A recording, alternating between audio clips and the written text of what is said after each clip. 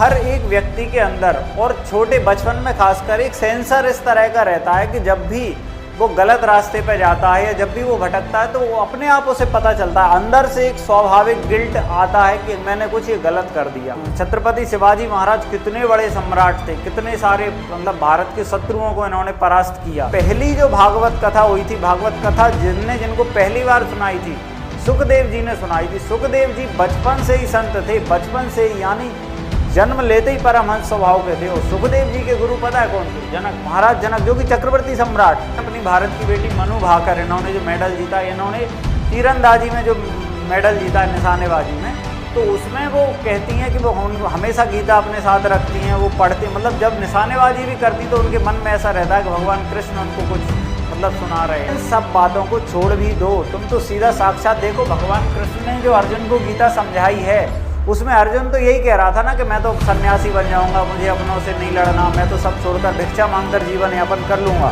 लेकिन भगवान ने उससे कहा तू अपना कर्तव्य कर, सामने जो शत्रु खड़े इन्हें मार, इन्हें काट। भगवान ने वो शिक्षा दी क्योंकि उसका धर्म क्षत्रिय धर्म था उस समय। एकांत में बैठकर ध्यान लगाना, भगवान की भक्ति करना, पूजा पाठ करना, मंदिर जाना, गीता रामायण पढ़ना, ये सब काम तो बुढ़ापे के हैं, स्टूडेंट थोड़ी ये सब काम करते हैं। अगर आपका भी ऐसा ही मानना है तो आज की वीडियो में आपके सारे भ्रम टूटने वाले हैं। नमस्ते, स्वागत है आप सभी का। तो सबसे पहले समझते हैं कि स्पिरिचुअलिटी क्या है।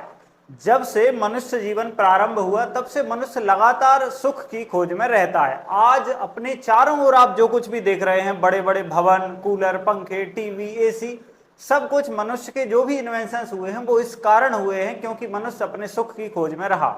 जब भी इन चारों तरफ की चीजों को इकट्ठा करने के बाद भी ऐसा कुछ नहीं मिला जो मनुष्य को स्थायी सुख दे सके, तभी खोज हुई स्पिरिचुअलिटी की। जी हाँ, ये वही अध्यात्म है जिसे 1893 में अमेरिका के शिकागो में भारत के युवा सन्यासी स्वामी विवेकानंद ने ललकार कर कहा था कि हमारे पास संपूर्ण विश्व की कल्याण का मार्ग है। स्पिरिचुअलिटी की इतनी बड़ी बड़ी बातों से संबंधित जब बच्चे सुनते हैं तो लगता है कि भाई हमारे ये तो हो गया बातें, मतलब ये थ्योरेटिकल बात हो गई। अब हमारी स्टूडेंट लाइफ के लिए कैसे और किस तरीके से इंपोर्टेंट हो सकती है, तो सबसे पहले देखो मैं बताऊं कि why it is important for students. तो सबसे पहले स्टूडेंट को लगता है कि हमारे लिए किस तरीके से ये जरूरी है। तो देखो, सबसे पहली चीज तो समझने की ये है कि हर एक व्यक्ति के अंदर और छोटे बचपन में खासकर एक सेंसर इस तरह का रहता है कि जब भी वो गलत रास्ते पे जाता है या जब भी वो भटकता है तो वो अपने आप उसे पता चलता है, अंदर से एक स्वाभाविक गिल्ट आता है कि मैंने कुछ ये गलत कर दिया। ये सबके साथ रहता है। तो अगर स्पिरिचुअलिटी से उसका जुड़ाव है तो ये बहुत ही बेहतरीन काम करता है ये सेंसर। मतलब आप कहीं भी किसी भी गलत रास्ते पे जाएंगे तो आपको अंदर से हमेशा गिल्ट सा रहेगा कि नहीं ये मैं गलत कर रहा हूं, तो आप वहीं रुक जाएंगे। ये हमेशा होता ही है। आज के समय में आप देखो, ज्यादातर जो युवाओं में खासकर लड़कों में जो रहता है नशे की प्रवृत्ति जैसे बढ़ रही है, विद्यार्थियों में बड़े स्तर पर ये बढ़ रही है। तो ये इसमें होता क्या है कि पहली बार जब भी वो उस नशे की तरफ बढ़ता है, स्वाभाविक है भले ही वो स्पिरिचुअलिटी से ना जुड़ा हो तब भी उसके मन में एक ऐसा रहता है कि यार मैं गलत दिशा में कदम बढ़ा रहा हूं। लेकिन होता क्या है कि उसके साथ ही उसके दोस्त सभी कहते हैं कि अरे यार तू कैसा है, मतलब हम सब तो मतलब एक कूल बनने ऐसा माहौल दिखाते हैं कि सब चलता है आजकल, तो सब करते हैं, ये तू नहीं करेगा। तो अगर उसका उस समय अध्यात्म से या स्पिरिचुअलिटी से जुड़ाव है तो वो जानता है कि मैं इन सबसे अलग हूँ, मेरा कनेक्शन अलग है, मैं सबको, तो वो उस दिशा में फिर नहीं जाएगा। लेकिन अगर उसका इस तरीके का कोई जुड़ाव नहीं है तो वो सोचेगा कि सब करते हैं तो मैं भी कर लेता हूँ, और इस तरीके से कोई गलत डायरेक्शन में चला जाता है। लड़कियों का भी सामान्यता रहता है कि आजकल लड़कियां के मतलब आप समाचार पत्रों में पढ़ते ही रहते होंगे किस तरह कितने गलत डायरेक्शंस में जा रही हैं। उसका कारण ही ये है कि घर वालों के कहने पर भी उन संस्कारों और उन विचारों की तरफ वो नहीं बढ़ी। तो जैसा एनवायरनमेंट मिला, जैसी इंस्टाग्राम रील्स में चला, जैसा पैटर्न होने लगा, उस दिशा में वो आगे बढ़ती गई।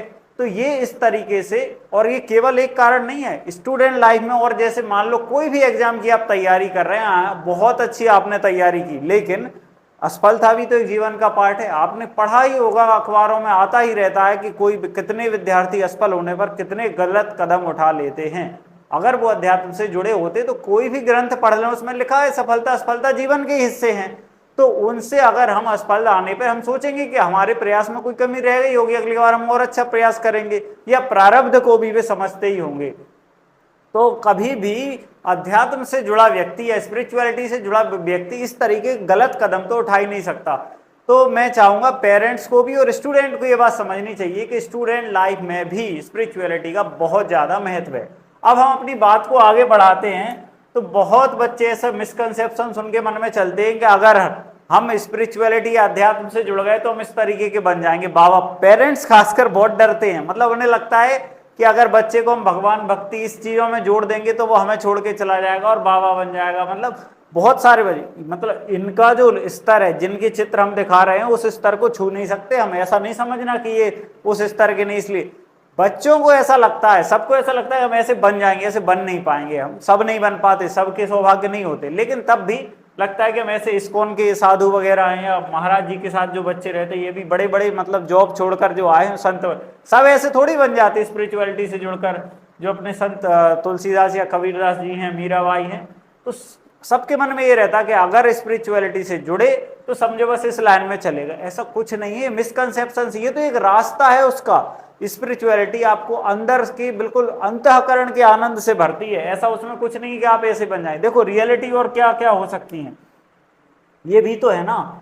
ये छत्रपति शिवाजी महाराज कितने बड़े सम्राट थे, कितने सारे मतलब भारत के शत्रुओं को इन्होंने परास्त किया। तो ये किनके शिष्य थे? समर्थ गुरु रामदास के शिष्य थे। मतलब कितने बड़े आध्यात्मिक लेवल पे इनके गुरु थे, उनके ये शिष्य थे। तो ये इनका अध्यात्म से कितना अधिक जुड़ाव था आप देख सकते। भक्त ध्रुव का नाम सुना होगा। बचपन में ही जब इनके पिता ने इन्हें गोद से उतार दिया था, तब ये भगवान श्री हरि यानी विष्णु जी की भक्ति में निकल गए। तो मात्र 6 महीने में भगवत प्राप्ति हो गई। तो उसके बाद क्या हुआ था? उसके बाद ये चक्रवर्ती सम्राट बने थे, पूरा शासन संभाला था। तो इतने बड़े राजा हुए। ऐसा नहीं है कि बाबा ही बन गए, जो भगवान मिल गए या भक्ति से जुड़ गए तो बाबा बन। महाराज जनक का नाम सुना होगा, माता सीता के जो पिता थे महाराज जनक। तो कितने बड़े राजा थे, कितनी रानियां भी थी, राजाओं की होती ही थी। तो उसके बाद भी मन मतलब एक स्पिरिचुअलिटी से इतना बड़ा कनेक्शन था। आपने भागवत कथा में बहुत सुनी होगी, मतलब जगह जगह होती ही रहती 7 दिन की बात। तो पहली जो भागवत कथा हुई थी, भागवत कथा जिनको पहली बार सुनाई थी सुखदेव जी ने सुनाई थी। सुखदेव जी बचपन से ही संत थे, बचपन से ही, यानी जन्म लेते ही परमहंस स्वभाव के थे। और सुखदेव जी के गुरु पता है कौन थे? जनक, महाराज जनक, जो कि चक्रवर्ती सम्राट। तो सम्राट होकर भी उनके गुरु थे। तो ऐसा नहीं है कि हम भक्ति से जुड़ गए तो हम बस वैसे बाबा। श्रीनिवास रामानुजन ये तो अभी के हैं, उसी समय, ये तो मान लो पुराने समय की बात है, ये तो ज्यादा पुराना। लेकिन ये तो श्रीनिवास रामानुजन गणतज्ञ हैं हमारे, मतलब गणित दिवस मनाया जाता है भारत में इनके जन्म दिवस पर। ये तो कहते थे इन्हें कोई देवी, मतलब इनकी देवी का मंदिर था, उस पर ये कैलकुलेशंस करते रहते थे और इनके सपने में देवी आती थी, वे मैथ सिखाती, ऐसा भी कहते थे। मतलब अध्यात्म से उनका इतना जुड़ाव था। उन देवी की प्रतिमा को भी विदेशों में जहां भी गए वहां लेकर रखते थे, उनकी पूजा करते थे। तो ऐसा था इनका। वर्तमान में देखें अपनी भारत की बेटी मनु भाकर, इन्होंने जो मेडल जीता, इन्होंने तीरंदाजी में जो मेडल जीता है, निशानेबाजी में, तो उसमें वो कहती हैं कि वो हमेशा गीता अपने साथ रखती हैं, वो पढ़ती, मतलब जब निशानेबाजी भी करती तो उनके मन में ऐसा रहता है कि भगवान कृष्ण उनको कुछ मतलब सुना रहे, ऐसा उनके मन में ऐसा जुड़ाव था। बी प्राक आपने देखा होगा, बड़े सिंगर है, उधर आते ही रहते हैं वृंदावन में, और एक अच्छा उनका जुड़ाव है अध्यात्म और भक्ति से। और इन सब बातों को छोड़ भी दो, तुम तो सीधा साक्षात देखो भगवान कृष्ण ने जो अर्जुन को गीता समझाई है, उसमें अर्जुन तो यही कह रहा था ना कि मैं तो सन्यासी बन जाऊंगा, मुझे अपनों से नहीं लड़ना, मैं तो सब छोड़कर भिक्षा मांगकर जीवन यापन कर लूंगा। लेकिन भगवान ने उससे कहा तू अपना कर्तव्य कर, सामने जो शत्रु खड़े इन्हें मार, इन्हें काट। भगवान ने वो शिक्षा दी, क्योंकि उसका धर्म क्षत्रिय धर्म था उस समय, उसका धर्म वो था। ऐसा नहीं है कि जो भी उस भक्ति लाइन में आया वो सब बाबा बनते जाओ एक तरफ से। अरे जिसका जो कर्तव्य होता है, आप विद्यार्थी हैं तो आप बेहतरीन विद्यार्थी बनेंगे अगर आप अध्यात्म से जुड़ेंगे। अगर आप व्यवसाय करते हैं तो आप एक अच्छे से अच्छे व्यवसायी बनेंगे। आप जिस भी कर्तव्य कर्म में जुड़े हुए हैं वो अच्छा होगा। स्पिरिचुअलिटी उस चीज को अच्छा बनाती है। तो आप देख सकते हैं मिसकंसेप्शन अपने मन से इस तरीके से निकाल दें।